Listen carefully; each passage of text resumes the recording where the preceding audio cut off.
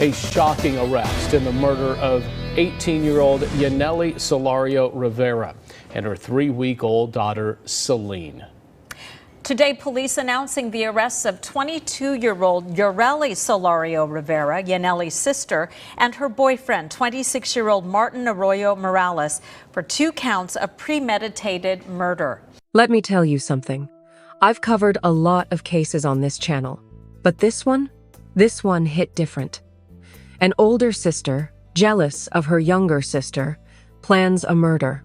Not just any murder, she kills her 18-year-old sister and her 3-week-old niece while they're sleeping. And y'all, the baby was shot in the back. Like, how do you even process that? This is the story of Yanelly Solorio-Rivera and her daughter Celine. And the person who took their lives was someone who was supposed to protect them.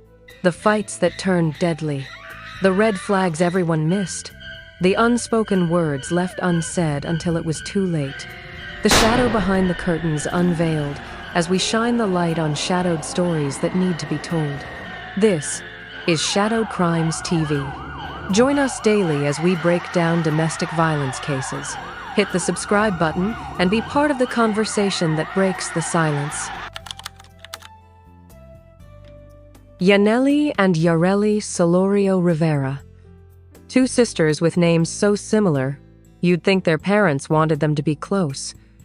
They grew up in the same home in Fresno, California. Same family, same roots. But girl, that's where the similarities ended. Yanelly was 18, beautiful, outgoing, the type of person who walked into a room and everybody noticed. She had that energy, you know? Loud, fun, always smiling. People were drawn to her. She played basketball in school, led her team to a valley championship. Her friends said she lit up every space she entered. Then there was Yarelly, 4 years older, 22. And from what people close to the family said, Yarelly lived in her little sister's shadow. While Yanelly was getting all the attention, all the love, all the praise, Yarelly was in the background, watching, resenting it. Now, in most families, the older sibling is supposed to be the protector, the one who looks out for the younger ones. But Yarelly? She didn't feel that way about Yanelly, not even close. She posted nasty comments about her sister on social media, made it clear to anyone paying attention that she didn't like her. And when Yanelly got pregnant, that hatred turned into something else entirely. September 2022, Yanelly gave birth to a baby girl, named her Celine. This baby came into the world with the brightest smile, 3 weeks old and already bringing pure joy to everyone around her. Yanelly couldn't stop smiling. She was loving being a new mom, posting pictures, showing off her daughter, living her life. But Yarelly? She was watching all of it. And that jealousy she'd been holding on to for years, it started eating her alive. Here's where things get real. Yarelly had a boyfriend, 26-year-old Martin Arroyo Morales. And Martin wasn't just some regular dude, he was a validated gang member, had a rap sheet that included kidnapping and discharge of a firearm. This man was dangerous, and Yarelly knew it. Now, the family knew Yarelly, and Yanelly didn't get along. That sibling rivalry was no secret, but nobody thought it would ever go this far. Nobody imagined Yarelly's resentment could turn into something this evil. But it did. Yarelly and Martin started planning. She told him she wanted Yanelly gone. And not just Yanelly, Celine, too. The baby. A 3-week-old infant. Yanelly wanted both of them dead. The night before the murder, Martin handed Yarelly a Smith & Wesson 9mm handgun. He told her exactly where to shoot, exactly how to do it. They went over the plan, and Yarelly agreed to all of it. No hesitation, no second thoughts. September 24th, 2022. That morning, Yarelly walked into her baby sister's bedroom. Yanelly was asleep, Celine was cradled in her mother's arms, both of them peaceful, both of them vulnerable. Yanelly pulled out that gun. And she fired. She shot Yanelly multiple times. Arms, abdomen, chin. The baby, still in her mother's arms, got hit in the back. Yarelly kept shooting, kept pulling that trigger until both of them were gone. Yanelly died trying to protect her daughter. Celine died in the only place she'd ever known, safety, her mother's arms. And then, Yarelly turned around, handed Martin the gun, and watched him run out of the house through the garage. At 7:20 inches the morning, a 911 call came in. Gunshots heard inside a home in southwest Fresno. Family members were outside, panicking, saying they heard the shots coming from the bedroom where Yanelly and Celine were staying. Officers responded. They walked into that bedroom and found a scene so horrific, it left even seasoned detectives shaken. And one 8-year-old mother and her 3-week-old baby, both dead, both shot multiple times. The baby still in her mother's arms. The officers who responded that day said it was one of the worst things they'd ever seen. And the question everybody was asking was, who would do something like this? But here's the thing. Yarelly was standing right there with the family when police arrived, crying, acting confused, playing the role of the devastated sister. Police started working the scene immediately. They checked for forced entry. There was none. They looked at the home security camera. It had connectivity issues, no footage. The family's guard dog didn't bark, didn't alert anyone that a stranger was in the house. That's when investigators started putting the pieces together. Whoever did this wasn't a stranger. This was someone the family knew, someone the dog knew. They initially thought maybe it was a murder-suicide, but that theory got thrown out quick. There was no gun at the scene, and the angle of Yanelly's wounds, they showed that someone else had fired those shots. This was a homicide, premeditated, calculated. Detectives started interviewing family members one by one, and when they got to Yarelly, her story started falling apart. First, she tried pointing the finger at other people. Said maybe it was the baby's father. Maybe it was someone else with a grudge. Then she told investigators she'd been with a friend the night before the murders. Said she got home around 1 a. But when detectives tracked down that friend, the friend said Yarelly had asked her to lie. She wasn't with Yarelly that night at all. So where was Yarelly? Cell phone records told the real story. She'd been with her boyfriend, Martin, the gang member, the man with the violent history. Detectives set up wiretaps on Yarelly's phone. They started listening, watching, gathering evidence. And here's where it gets even messier. One family member told detectives they blamed Yarelly for the murders. Another family member said they saw Martin running from the garage with a gun right after the shooting. The baby's father, Yanelly's boyfriend, suspected Yarelly from the jump. He knew the sisters didn't get along. He knew there was bad blood, and he wasn't shy about saying he thought Yarelly had something to do with it. But here's the thing that makes you wonder. Was the family protecting Yarelly? Did they know something and keep it quiet? The police said the family had been cooperative, but clearly there were secrets being kept. Things people weren't saying out loud. The breakthrough came when investigators got their hands on surveillance footage from the neighborhood. They were able to positively identify Martin on that tape. He was the person seen near the house, and when they dug deeper, everything clicked into place. Yarelly made that 911 call. Martin ran from the house with the gun. The guard dog didn't bark because Martin was familiar. He'd been around the family before. On the night Yarelly and Martin were arrested, they brought both of them in for questioning. And when detectives put the evidence in front of them, the surveillance footage, the text messages, the cell phone records, the witness statements, both of them cracked. They confessed. Yarelly admitted she shot her sister and her niece, said it was planned, said Martin helped her, said they did it together. And when police asked about remorse, about guilt, about whether she felt anything for what she'd done, Fresno Police Chief Paco Balderrama said it himself. "We saw no remorse whatsoever, no guilt, no apprehension." Yarelly and Martin led detectives to the murder weapon, that 9mm Smith & Wesson handgun, the same gun that took 2 lives. But the question still remained, why? What kind of jealousy drives you to murder your own sister and your infant niece? According to Yarelly, it was pure jealousy, hatred that had been building since they were kids. She said the family always favored Yanelly, always gave her more love, more attention, more everything.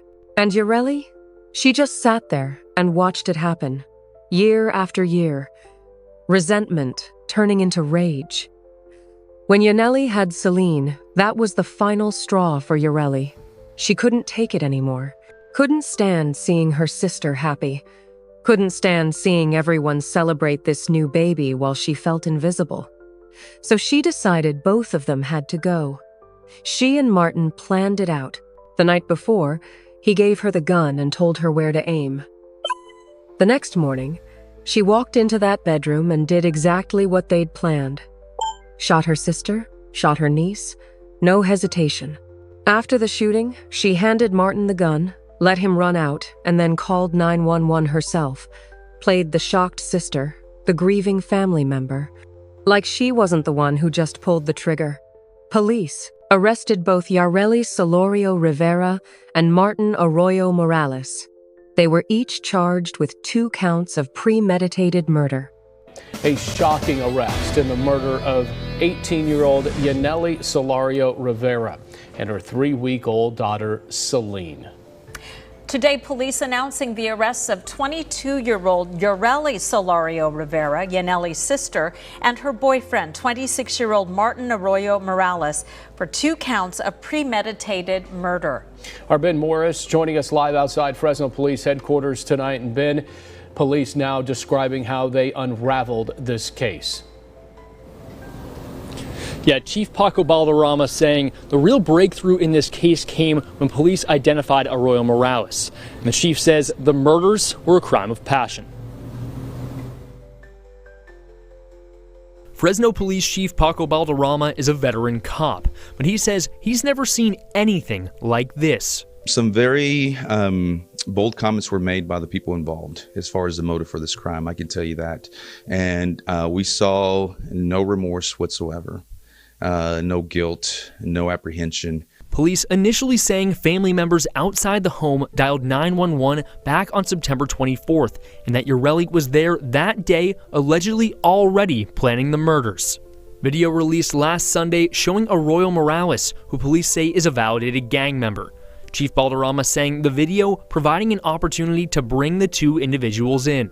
In the last few days, they were detained, they were interviewed by homicide detectives, and at which time they confessed to the crime and led detectives to the whereabouts of the murder weapon. The weapon, a 9mm Smith & Wesson handgun. Authorities not saying who fired the gun or where it was found. However, you can see video of Fresno police, along with several other government agencies, searching a field near where they initially believed the suspects fled. Fresno County District Attorney Lisa Smitkamp saying the horrific nature of the murders made the case personal for Fresno police. There's nothing that tugs at the hearts and souls of people who wear badges than the death of young people. But when there's babies involved, it hits nerves. And those of us involved in this business, we don't sleep. We don't rest. The charges included special circumstances, multiple murders. That meant they were facing serious time, life without parole, possibly even the death penalty. Their bail was set at $2 million each. Now, here's where the story gets even more complicated. Because when this case finally made it to court, almost 3 years later, some new information came out. Information that made people question everything they thought they knew about this case. Yarely's defense attorney came forward with a different version of events. He said Yarely didn't kill her sister out of jealousy. He said she did it because Yanelly had threatened Yarely's own children. He claimed Yarely was protecting her kids, that she'd reached a breaking point. Her attorney said, "She's not such an evil core killer. This was done out of love for her children, for the safety of her children." But prosecutors weren't buying it. They stood by their original theory that Yarely was filled with jealousy toward her sister and the newborn, that this was premeditated, that she and Martin planned these murders together because she couldn't stand seeing Yanelly happy. And here's the thing. Investigators had painted that picture from the beginning. The social media posts where Yarely talked down on her sister.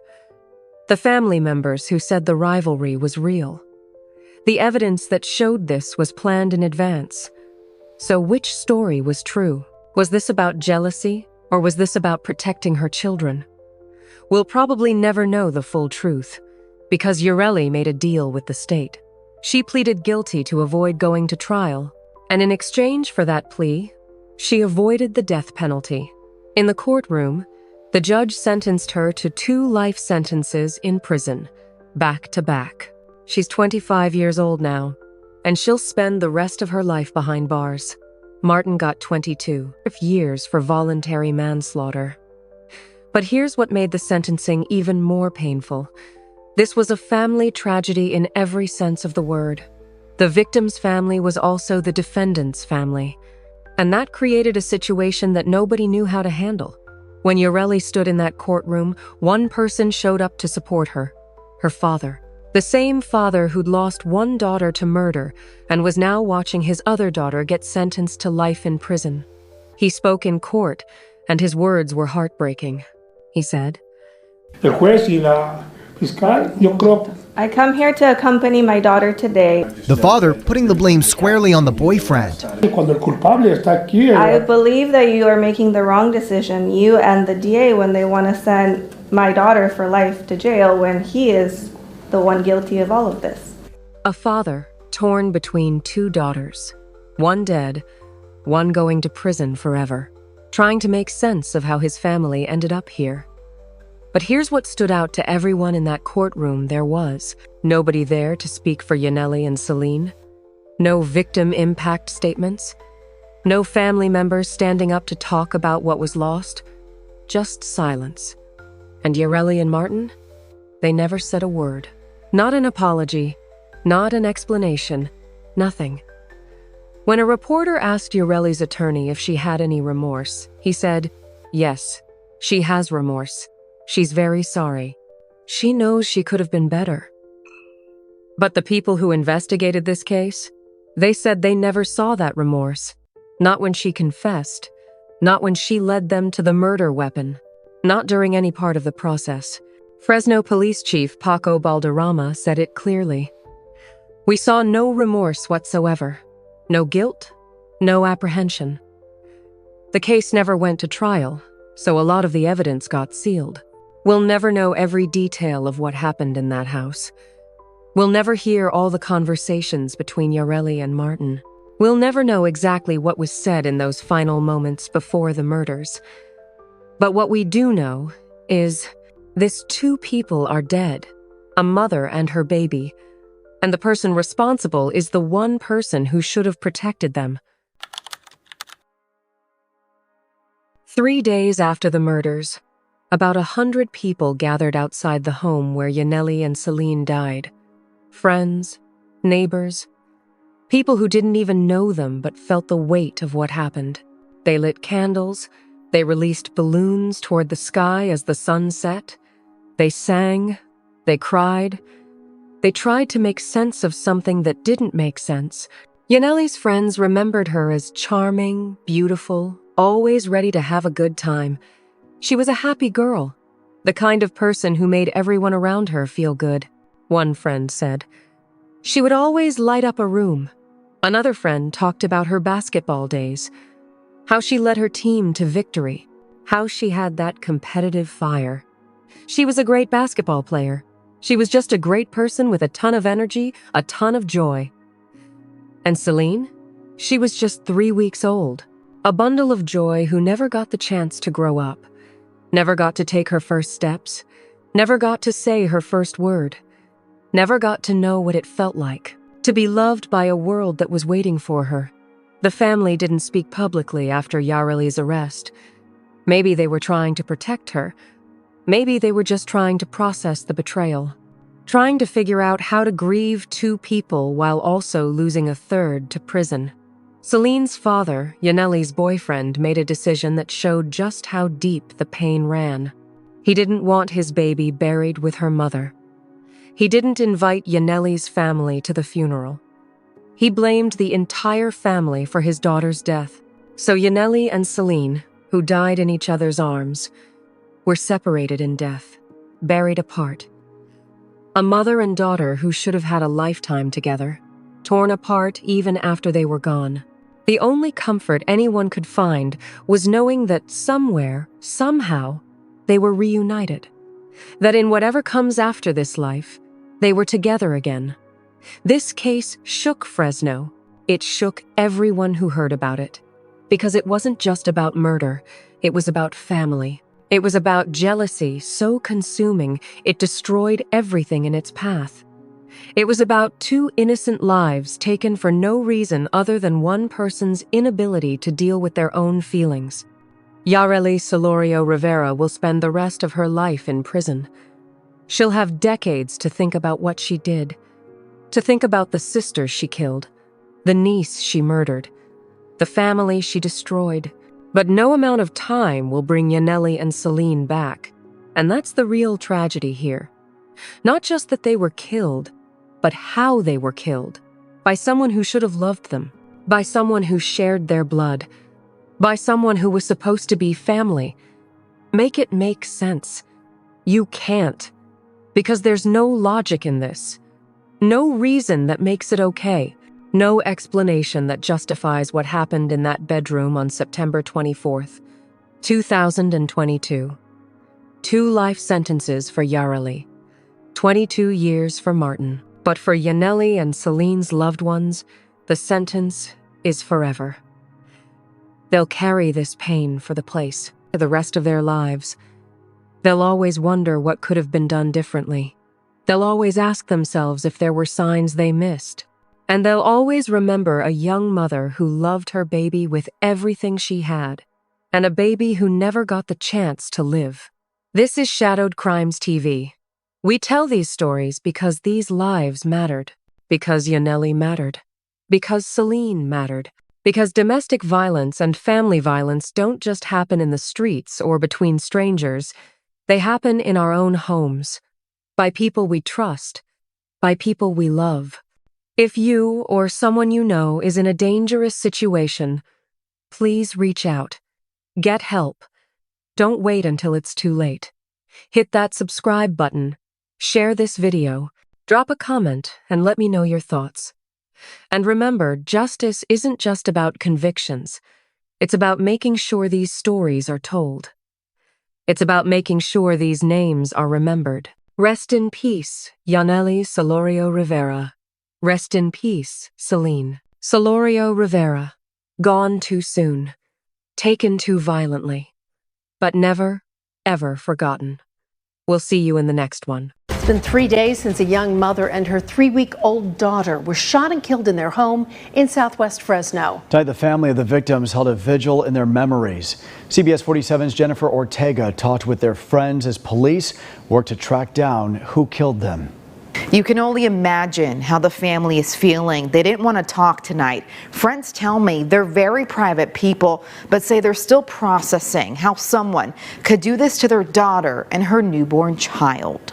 At first, I couldn't believe it, but then when the siblings called me, the way she sounded broke my heart because Yanelly didn't deserve that, nor did her baby.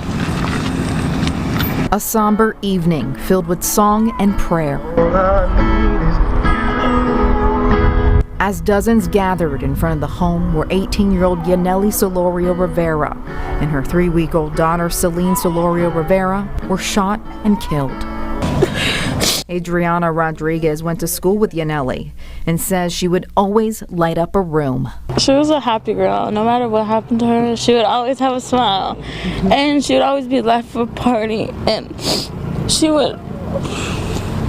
Yanelly went to Kepler Neighborhood School until 8th grade, where Elliot Murray says she showed off her talent on the court. She was a great basketball player. In 8th grade, she led us all the way to the Valley Championship. Murray says she even went on to play basketball at Washington Union High School. She was just a great person with a ton of energy, ton of talent, a joyful person, and I always remember her for that. Tonight, family and friends still trying to process why someone would want to harm the young mother and her newborn. And now, 3 days later, her killer still out there. Justice will be served, and especially in the manner in which this was done. And I believe justice will be served. Fresno police have not made any arrest on this case. They're still asking for the community's help. If you have any information that can help in this case, you're asked to call police. In the studio, Jennifer Ortega, CBS 47 Eyewitness News.